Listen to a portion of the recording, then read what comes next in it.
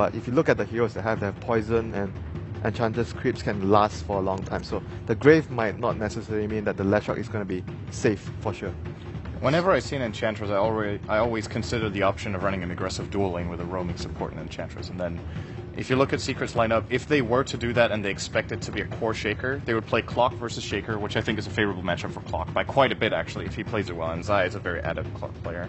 And then the off lane they could put would be an aggressive dual lane with Gyro plus the roaming Enchantress threat of Puppey. And I think in the super early game, Enchantress actually matches up really well against Dazzle, because Dazzle is about sustaining multiple heroes at once with the Shadow Wave, and the Enchantress can just keep taking creeps and just draining all his mana with either a mana burn creep first off, or just getting multiple creeps and just keep running them in and harassing a lot and putting pressure on the AM that way. I think it's really good in theory, but the problem is LGD can just sit at their jungle at the start, and their level 1 is like really, really strong. And that's Puppey doesn't have to start in the enemy jungle. Yeah. You can start in his own and then smoke up there after like getting 2 creeps. It takes 30 seconds and then you can go. Do you think Witch Doctor would be good for that matter with the Anch roaming, or the Witch Doctor plus Gyro together on the off lane? Do you think that could actually work? They don't have any solution for the anti-mage, I would say, like no disables. No so Lion would probably be better in that sense? That makes their lane pretty weak. Okay, this is now like they could still be aggressing with this actually. This is like the greediest possible pickup they can have here in this situation. They have both the supports that want to farm a lot. Like obviously Enchantress can gank early, but she can choose to farm as well. So maybe they would be, I think they might actually be just defensive defensive dual laning with the Gyro and the Visage. You just get farm on greedy support like Visage instead of trying to do so much. Like I mentioned before, when the enemy has anti-mage, there's 2 ways to go about it. Either you challenge the anti-mage, or you pick something that is greedy in that sense that you get something in return instead of just letting him farm. So I would view Visage as a good greedy sort of support to trade farm with anti-mage. Okay, and then the Witch Doctor flipping over to LGD's side. This looks like a pick targeted at the creeps, dealing with Enchantress creeps early on with the cask, 5-second stun bounces on them, and in addition to that, it's a pretty decent matchup against Clockwork. When he hooks in, generally there's some sort of follow-up. Maybe you can get a cask bounce over to a follow-up hero, and if you can't, you can at least just plop down the Death Ward and it will get rid of Clockwork while he's in his cogs. Obviously, Blade Mail does not reflect Death Ward damage onto the hero using the Death Ward, so I think this is a pretty solid pick. The cast can actually also bounce off the familiars. I do believe it doesn't stun them anymore. Like the familiars have been really weird in Dota 2 over the last couple of years, but they're pretty streamlined now. But it's still, they can carry the stun for you, right? Which can be nice. I think they have to be really careful about protecting Leshrac though. If Leshrac like falls apart in this, I think anti-mage will get farm like regardless. I don't think they have the tools necessary to shut down his farm. But if Leshrac gets under farm, it's going to be easy going for Secret. So shall wait. They have to sit there. All right, well, Game 2 has started, ladies and gentlemen. We'll see if LGD can tie it up or if Secret are going to lead Group A with 13 points. Do it after the beginning of the laning stage. Yeah. I like LGD's drop better this game than what Secret had pulled out, but I mean, it's Secret. They have a plan, and it's, to me, going to be more late game oriented than last game in a lot of ways, where they can't really end this game that quickly unless they really snowball out of control. And now TZ's Gyrocopter does that a lot. It finds a tons of kills, then just gets completely out of control if he can move around the map. But they haven't really got... I guess Clockwork's going to be the hero to kind of pair up with him and lead the way with those hookshot initiations. So could see Secret with a quick win here, but I just don't think it's likely. I think this one is going to be going to the late game, and Secret are trying to pick heroes that they feel can maybe handle the anti-mage in a late game setting. Well, let's see if that's the case. Welcome in everybody from the live stream, and thanks for tuning in to everybody on Dota TV. It's LGD versus Secret. Game number 2. Secret, with the win here, would catapult themselves into a very decisive first place in Group A. They'd have 13 points, and maybe not 100% mathematically guaranteed, but very likely to take the group, and with that have their choice of opponent in the winner's bracket round 1 at the main event in Key Arena. It's the International 2015, day 3 of the group stage. Today is where so much is decided for many of the teams, a lot on the line, and with that, the bounty runes spawn, S4 grabs one, maybe the other, and we get ourselves underway with what promises to be a really exciting matchup. Yeah, Game 1 delivered. 30 minutes of back and forth, just nail-biting Dota as far as who was going to take it, and everything just kind of blew up for LGD in the span of about 2 minutes' time, but we'll see if they can remain composed here going into Game 2. They've gone for the anti-mage, they've also been given Leshrac, and this is going to be I'm trying to talk about slightly LGD favored draft perhaps, but it's going to come down so much to the early game rotations and pressure that Puppey can put out on Enchantress. Our mid lane, Leshrac versus Queen of Pain 1v1, something you see a lot of in pubs, but have not seen very much of here at the International thus far, as normally that Leshrac is banned out. And oftentimes the Queen of Pain even ends up in the side lane here for a lot of teams. It will be the off-lane shaker for Yao. He'll try to get his early levels. Bakuro focusing on the zoning here. Zai also trying to get his own experience, but having a slightly easier time of it. Both heroes just blocking the creep waves back early. You see the fissure comes out. They're going to do whatever they can to just get those early levels. But the X factor, as we talked about during the draft guides, it's really going to be Puppey on the Enchantress. Very defensive draft for LGD because of the cores as well as the types of supports they've picked, which allows Secret to get away with an Enchantress. And even with a slightly greedier support in Kuroki's Visage, who later on normally is going to be given a lot of farm priority. Yeah. Defensive, but very much complements the anti-mage pick, and we're going to see... It's a trade-off. You let Secret have their jungle, you let them have a greedier 4-position support or 5-position, but you make up for it or look to with the anti-mage. Yeah, I wouldn't be surprised. Mid lane, S4, solo killed by maybe, just got stunned. He started with the level 1 stun, and he threw it from the high ground and just started chipping away with auto attacks. And then he finally falls prey. I think that was the 3rd stun in a row that maybe had hit on him. This guy's laning's insane. I was like watching him for the first two to three creep waves, and he was just... His last hitting and harass on the S4 was nuts. We saw this versus Mushi as well. Now, if I recall correctly, that was a more disadvantaged matchup for... No, actually, it was Razor versus Queen of Pain versus Fnatic, where S4 died twice solo. Normally, S4 is known for doing very well on the laning stage, but maybe catching him all completely off guard, and not only with the first Blood Gods. He's 11-2. S4 even has a hill ward, so he knows that there's nobody in the neighborhood. He knows he can play as aggressive as he pleases in this mid lane, and well, the power of Leshrac in play here. This lane gets ugly from here. He's got a regen room bottle. Actually, the dream start for Leshrac. It doesn't get any better than this. Yeah, it's this is going to be a sad lane for Queen of Pain. Puppey can consider ganking, but at some point it's going to be really difficult once Leshrac gets boots out, unless you get the right creep combination.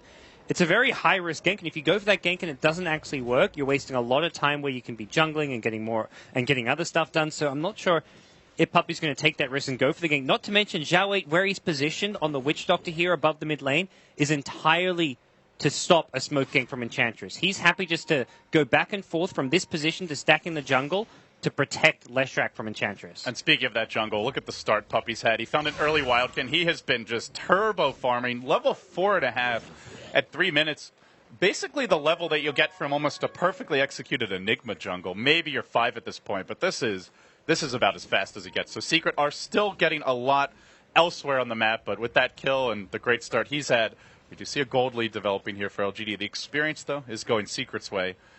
Still pretty even and still very early, but it is a free farm anti-mage. The gyrocopter of Arteezy a bit behind in the CS, mildly so. Yep. Offlaners getting similar experience, a little more to Zai. Close now, and I think that's where it really highlights what you bring up with the Witch Doctor. Like, that's the big thing that could screw up LGD here. Zai getting caught in the river, though, and there's the initial lightning to come out. Do they have a follow-up slow? They do. MMY takes the point in Poison Touch. Normally don't see this early. Could cost Zai his life. It will. The low cooldown lightning spam chews through his armor, and Kuroki unable to assist despite the haste turn he found bottom. It's almost feeling like they need that Puppey gank sooner rather than later. So far, he's made the right decision not to gank. Because if he would have gone for that gank, it would have failed. It would have been a waste of time. So it's very much just been LGD. They're playing very refined Dota. They had the Witch Doctor protecting mid, and now when Witch Doctor goes off to kind of help out the top lane or stack some more Earthshakers there now, they realize the one big way for Secret to turn this game around is a gank on Leshrac, and they're just entirely disallowing that. And I think Puppey's respecting it. He's just jungle farming. Like, he hasn't had any impact on this game, but he's making the most out of the bad situation by just farming. Oh, S4, he wanted to blink. The stun missed time by maybe. Could have popped it a bit sooner there. Would have been another kill on S4. Oh, he's just lucky to get out of there. Still no boots. 14 CS to the 31 of the enemy Lesh, but some wasted time there for Yao, and maybe chewing through a lot of his own mana. He'll sell the Salve here, buys the Arcane Boots. That's going to top off Yao nicely, and maybe we'll go back to the mid lane. That could have put this game really out of control for LGD, but They're able to dodge a bullet. Do want to point out, Xiao8 has been calmly stacking up the woods. Maybe he's looking to farm it now. He'll start spamming lightning. The cast comes out, and this will give Xiao8 his levels because he's just been camping mid, as you pointed out, and he was not getting much experience early, but all of a sudden, almost level 3. One creep wave away or so. Rocket Flare scouts it out, but it's too late, so... I like how they farm it quickly this time. After last game, Secret 5-manning their big stack. No chance LGD is going to give that type of free economy up this time around. Yeah. Now, one of the problems Secret may run into is that both Enchantress and Visage are kind of supports that one farm. You don't have like the Kuro Rubik or something else that can be more of a 5 position, allowing Puppey to go for just Midas and playing greedy. And he may so well go for the Midas, but these are two supports who can benefit a lot from getting farm. Visage wants the Medallion into the Aghanim Scepter. Similar story with the Enchantress where you want a Midas Aghanim Scepter. So for now, Puppey's getting plenty of farm in the jungle. Kuro hasn't been able to get too much, apart from pull camps. But we'll have to see if they give Kuro any space or if he's just going to be like not farming an Ag Scepter any time this game. Because at best, he may get a Medallion unless he's given a lane and some farm this game. It's actually LGD who choose to buy a smoke here. We mentioned very strong defensively, but this is really the beauty of heroes like Earthshaker especially, where they can also play offense if they need to. S4, again, the fissure combinations. This is why we see Earthshaker second picked in so many games. It's not just LGD and Secret that often prioritize this hero. It feels like it's almost every team. If they get that strong mid laner, a Queen of Pain, a Shadow Fiend, a Leshrac, probably even the best partner in the game right now, you have so many options. Whether he plays offlane or support, you can just always go for those picks. And if you're the ones on the back foot, you've got the defensive disengage. LGD off to a hot start here, and maybe after the solo kill showing off his individual talent. They even get eyes on the Secret Ancients.